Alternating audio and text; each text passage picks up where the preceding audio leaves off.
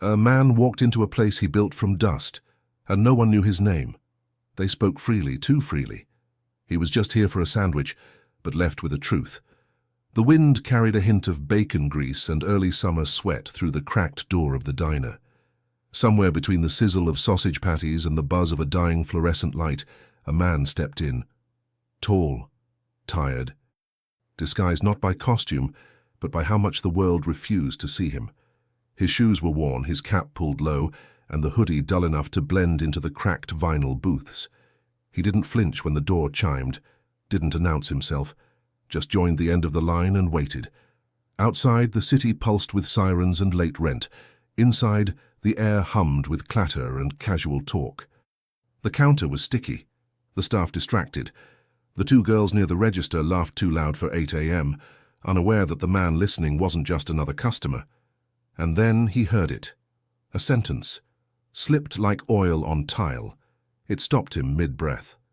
He blinked but didn't move, because some truths only show up when no one thinks you're watching. The line moved slowly, like syrup down cold pancakes. He didn't mind. That morning wasn't about urgency. It was about presence. Each step he took toward the counter was measured, not out of caution, but from the quiet discipline of someone who had learned to disappear in plain sight. His name was Marcus, 53 years old. Fair man with 2 advanced degrees, a portfolio full of quiet victories, and a scar on his left hand from a fryer that had exploded in a fast food kitchen 3 decades earlier. No one in this place knew that scar. Not today. Today, he was just another black man in a faded hoodie. The diner buzzed with life. Dishes clinking, orders being barked into the kitchen, the soft wail of an R&B track half drowned by the hum of the soda machine. Customers came and went. Most looked like they belonged. No one looked at Marcus twice. He took a seat near the far window after placing his order, turkey and avocado on wheat side of kettle chips. It was his favorite, something he'd added to the menu himself. But here now it was just another combo on a laminated sheet.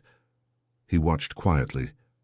The 2 young women at the counter, both around 19, maybe 20, were moving with the fast rhythm of the morning rush. One had box braids tied into a bun, her lip gloss catching the light every time she smiled. The other wore a red visor low over her eyes, slouching slightly as she tapped impatiently at the touchscreen register. They didn't notice Marcus watching. That was the point. This was his 3rd visit under disguise. The first 2 times, he had taken mental notes. Customer service habits, hygiene standards, missing napkins. Today, though, felt different. He wasn't sure why. The tension in his spine wasn't about inspections or inventory. It was something in the air, a shift. As he waited for his order, he glanced around the space. The mural he'd commissioned years ago, a black family at a dinner table laughing, was slightly chipped at the corners now. The quote beneath it read, "Our stories are served here." But no one looked up at it. The smell of burnt toast drifted from the kitchen.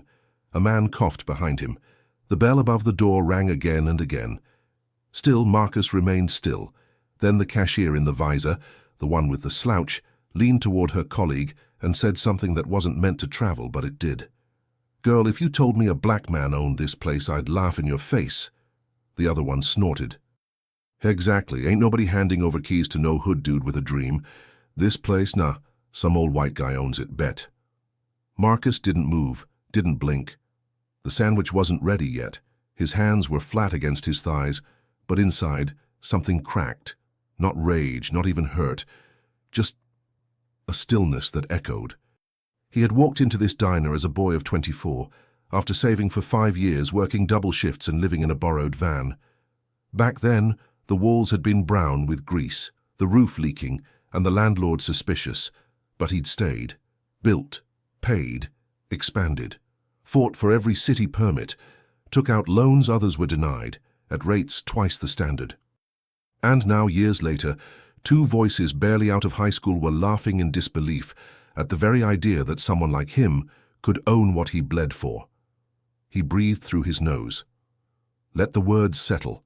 The moment stretched long, not because he wanted it to, but because the echo of their disbelief rang so familiar. He'd heard it in boardrooms, on sidewalks, in elevator pitches. Not here. Not in his own house. His name was nowhere on the signage. He'd made that choice. The brand was the diner, not him. But part of him wondered, in that thickening moment, what had it cost to stay invisible even after winning? The cashier handed a sandwich to the man before him. "Next," she called, not looking up. Marcus rose slowly. His shoes scuffed against the tile, the sound barely noticeable. He approached the counter, locked eyes with neither girl, and waited for them to notice him. They didn't. "Order for Marcus?" he asked quietly. The girl with the visor handed him the bag, distracted. Yeah, here, have a good one," she said without looking. He took it, nodded, then paused.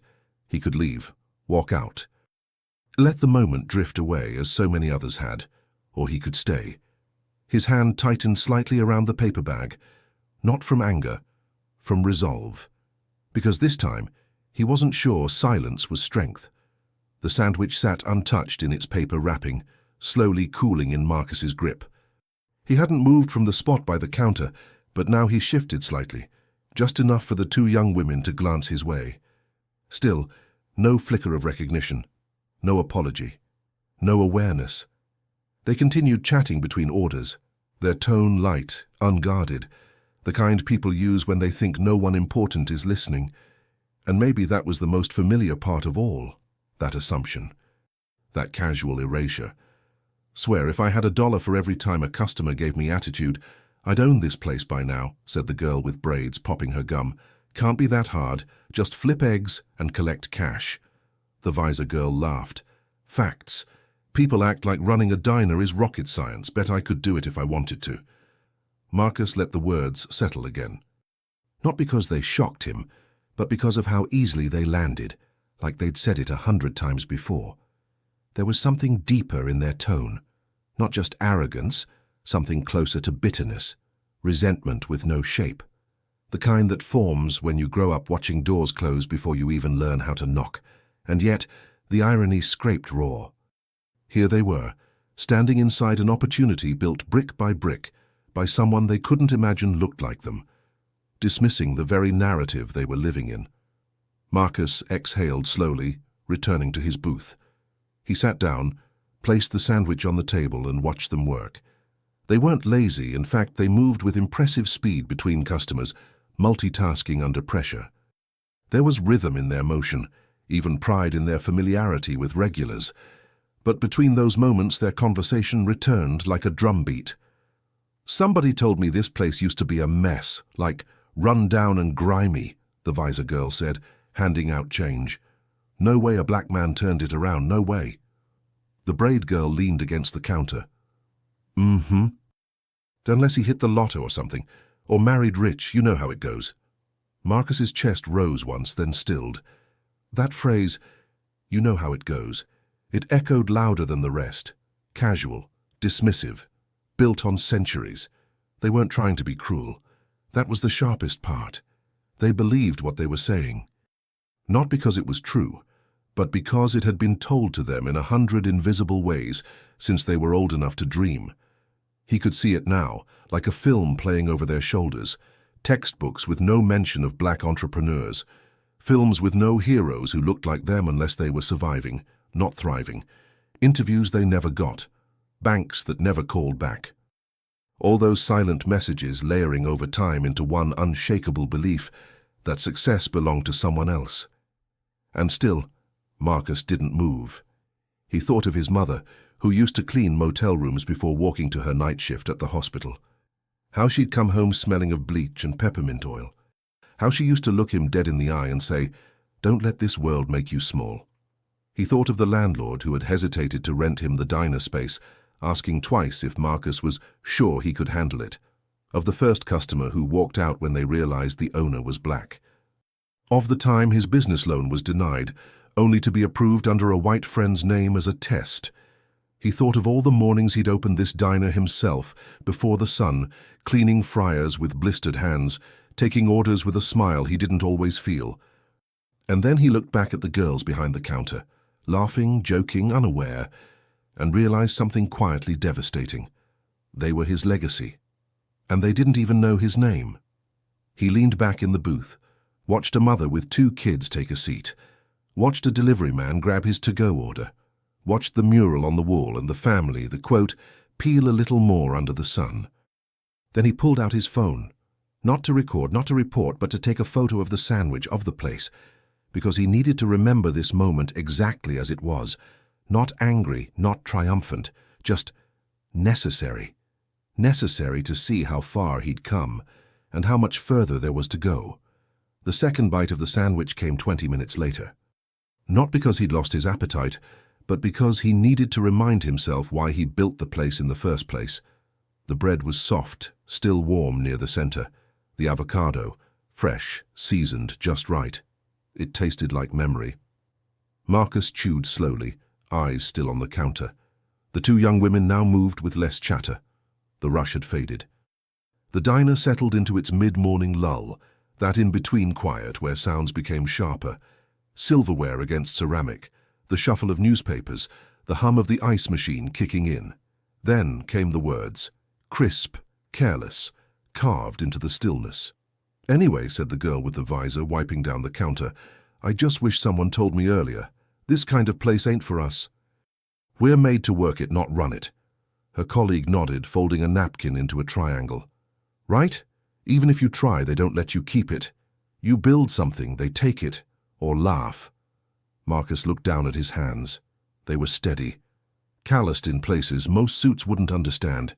He flexed his fingers slowly, remembering the grip of a mop handle at 2 a.m. In a back alley Waffle House, remembering the tight clutch of a folder holding his rejected first business plan, remembering the still bitter silence of being doubted into corners. He stood up. The movement was slow, deliberate. He walked toward the counter with the quiet certainty of someone who had nothing to prove but everything to protect. The girls looked up. It was the first time they really saw him. "Excuse me," Marcus said, voice even, gaze steady. The girl with braids straightened slightly. "Yes, sir? You need something else?" Marcus placed the paper bag gently on the counter. "Just wanted to say," he began, "this sandwich. It's well made." They exchanged a look, half surprise, half discomfort. Thanks," the visor girl said. He nodded once. Then let the silence stretch. Long enough to create space, not accusation, space. "I couldn't help but overhear some of your conversation earlier," he continued. Their eyes shifted. Postures stiffened. The braid girl's hands froze mid-wipe. The visor girl fumbled for words. "Oh, we didn't mean nothing by it," she said quickly. "We were just talking, was like not serious." Marcus raised a hand, calm. "I know. I'm not here to scold you." They blinked. "I just want to offer a correction," he said gently. "This place, this diner, it is black-owned." The words landed like thunder in velvet. A beat passed, then another. The braid girl's lips parted slightly. "Wait, for real?" Marcus nodded. "For real. I opened this place 22 years ago. I designed that sandwich, built that menu, scrubbed these floors with my own hands."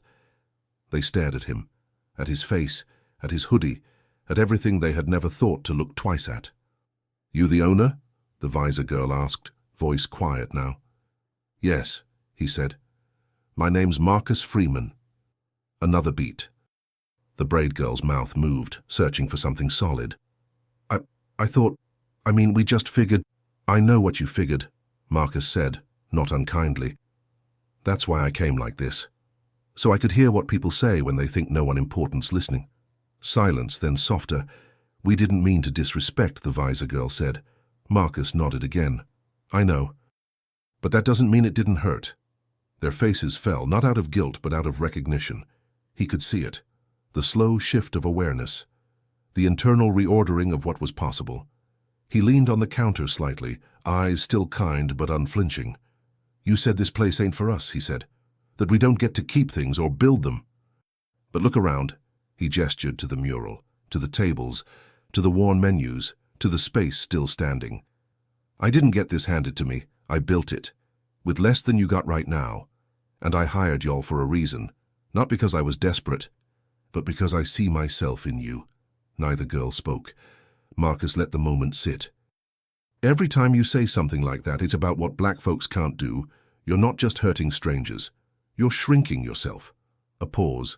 Then, you want to run a place like this? Start learning. Ask questions. Show up. The braid girl swallowed hard. I didn't think someone like me could... Marcus smiled gently. Someone like you is exactly who should. And with that, he stepped back from the counter. He didn't need a grand exit. He didn't need applause. He'd done what he came to do. He nodded once more, quietly, turned, and walked out into the sun. The street outside felt brighter than it had minutes before, though the sky remained overcast. Marcus walked without hurry, each step sinking into a slow rhythm of memory. The conversation still echoed, not in bitterness, but in recognition. Recognition of a deeper thread that had followed him all his life.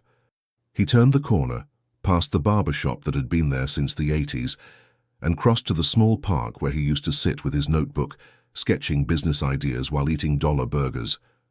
There, on a rusted bench facing the basketball court, he let himself exhale fully. His mind wandered backward to the day he first put on an apron, 17 years old. A line cook at a truck stop just off I-75. The manager had handed it to him like a dare, like it wouldn't last the week. That apron had been stiff, too long, stained with things he didn't yet know how to clean. But Marcus wore it like armor. Woke up before dawn, walked miles in cheap shoes, and learned everything, from flipping patties to calming down irate customers.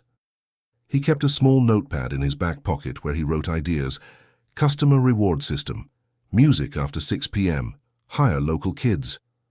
No one asked for his thoughts back then, but he kept writing. He remembered how, when he saved enough to apply for a food cart license, the woman at the desk looked at his name and said, "You're him?" as if his resume had arrived before his skin had. Then came the failed attempts.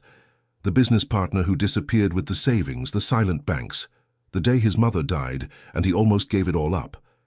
And then came the diner. He hadn't chosen the building for its charm. There was none, just potential.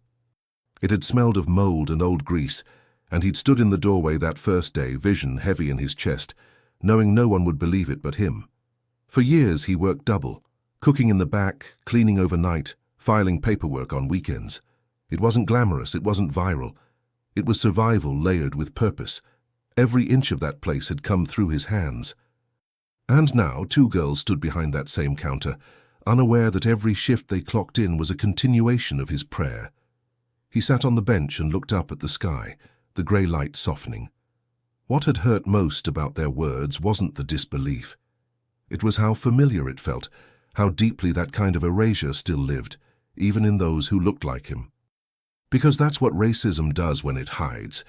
It doesn't just shout, it whispers. It convinces you that the limitations are natural, that glass ceilings are just the sky, that ownership is for someone else, and that your place is the register, not the deed. He picked up a pebble and rolled it between his fingers. He remembered the first time a white investor asked him if he'd consider hiring a more experienced-looking manager to be the face of the diner. He remembered the sting of the suggestion, that his presence was a liability, not a leadership. But he had said no. He had said no to 100 compromises, no to erasure, no to shrinking himself to fit expectations he never agreed to. And still, the world had kept teaching kids like those girls to believe they didn't belong at the top. That stung more than any insult, because if they couldn't see it, if they didn't believe it was possible, then who was he really building for? He looked back toward the diner in the distance, the mural, the counter, the voices still learning their own echo, and he made a decision. He pulled out his phone again, opened his calendar, and blocked off next Thursday morning. No more Undercover. He'd host an open Q&A for staff, not a lecture, a conversation, real stories, real numbers, the history of the place, the cost, the grind, the failures and the joy, not to brag, to show. Because legacy wasn't about secrets, it was about seeding belief. He rose from the bench, brushing dust from his jeans. Before heading home, he stopped by the community center, left a note for the director. Need a space for monthly youth sessions. Want to talk business, ownership, money, all the stuff nobody ever tells us. On me. He signed it. Marcus Freeman, owner, Freeman's Diner. Then he walked into the cooling wind, his heart heavier but clearer. Some truths, he thought, you can't wait for the world to teach. You have to stand at the counter and say them yourself. By the time Thursday arrived, the air inside Freeman's Diner felt different. Marcus had arrived an hour early, in the same hoodie he'd worn that day at the counter, but this time without disguise. His posture was straight, his voice calm. He moved through the space like someone reacquainting himself with an old friend, checking light bulbs, adjusting chairs, wiping a forgotten smear from the glass door. The staff trickled in slowly, curiosity in their eyes. Word had spread about the meeting, though no one quite knew what to expect. The braid girl, whose name was Jasmine, arrived first, clutching a notebook and avoiding his gaze. The visor girl, whose name he now recalled as Tisha, came next, her face tight with anticipation. Marcus didn't plan a speech. He let them gather, then stood at the center of the room near the mural that now seemed brighter somehow. He looked at each of them, from the dishwasher who barely spoke English to the college student bussing tables between exams. This place, Marcus began, didn't start with tables or menus. It started with rejection. Silence. Rejection from banks, from landlords, from people who couldn't imagine a black man signing checks instead of washing dishes. I've been all over this diner, mopping floors, unclogging sinks, burning my hands on fryers, and I did it all because no one else was going to hand this dream to me. The staff leaned in. Even the cook stopped chopping. I came in last week disguised. I wanted to hear how things really sounded when I wasn't in the room. Tisha's eyes dropped. Jasmine shifted. I heard laughter. I heard doubt. I heard something deeper, a belief that folks like us don't belong at the top, and that broke something in me. Not because it was new, but because it was familiar. He paused. Let the truth hang in the air. I didn't come here to scold anyone. I came to invite you. He looked directly at Jasmine, How you said, without meaning harm, that this place couldn't belong to someone like me. She nodded slowly, her eyes wet. I did. But now you know it does. So what will you do with that knowing? She didn't answer, but her shoulders softened. Marcus turned to the group. Every month we're going to hold sessions, real talk, no fluff. I'll show you what the books look like. What a loan application requires, what rent costs, what profit means, how taxes work. They looked stunned. I'm not doing this so you'll stay here forever. I'm doing this so you'll leave when it's time, with tools in your hand. So that one day, maybe 10 years from now, you'll be standing in your own spot, hearing someone doubt you, and you'll smile. The silence broke into light applause, hesitant at first, then warm. Marcus raised a hand. But understand this, the world won't clap for you, not always, especially not when you're black and in charge. It'll question you, diminish you. Tell you you're lucky instead of worthy. He let that truth land. But you don't need their permission. You only need your preparation. After the session, Marcus stayed behind as staff trickled out. Jasmine lingered. She approached the counter, fidgeting with her phone. I Googled you, she said, barely above a whisper. Marcus chuckled.